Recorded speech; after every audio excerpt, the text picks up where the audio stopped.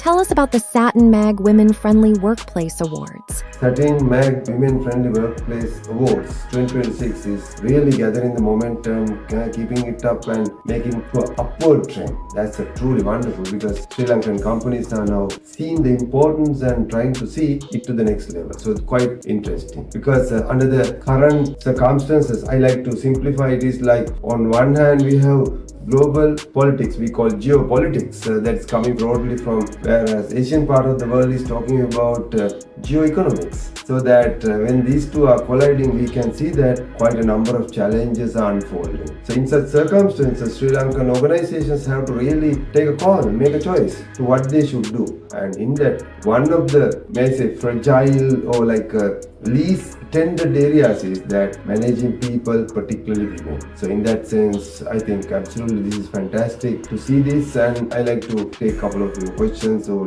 take it and give my thoughts in this regard. As the head of the panel of judges, how do you see the increase in this year's applications? How would you describe that? If you look at any award has some criteria, but the point is that the way it has been articulated, the configuration, the structure is what matters. So more than the numbers, if you look at the 5 areas, starting with that organization culture and the inclusion. So that is your holistic thinking, get the people into work. With that, you are looking at whether the leadership is really driving and bringing that career success, career growth for the people, particularly women. And with that, now you are bringing one of the most salient factors is that work-life balance, so we call work-life integration. So that is where the flexibility matters come. That's your third criteria. If you look at the fourth one, while having fulfilled all 3, if the fourth one is not in place, organizations can't advocate that we are really looking after women. This award has interesting articulation and getting that into a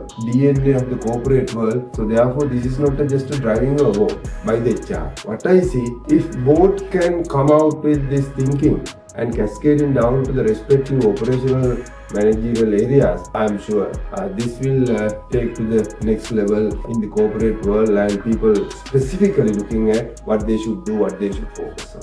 How would you see the future going forward? On one hand, beyond numbers, if you look at the growth momentum showcased by the respective corporate world, particularly the HR community, learning and development community, and the corporate communication community, I think the way forward is quite positive and futuristic. So I'm very optimistic on that line. In terms of, you should come out with creating a pipeline, creating a journey for them to get that story unpacking. Get it to a reconfiguration of the success story into the next level, probably certification, getting them to a couple of academic intervention, bringing some knowledge factor into that, make them strengthen and take to the next level, so that companies have a game plan, they have a roadmap. So then they will look at that not as a more than annual award, something for us to work on. So when they are working on, naturally path is opening up. So then they will take those matters, criteria per se, as well as path per se. So then therefore, I think this is a very good initiative. Thank you.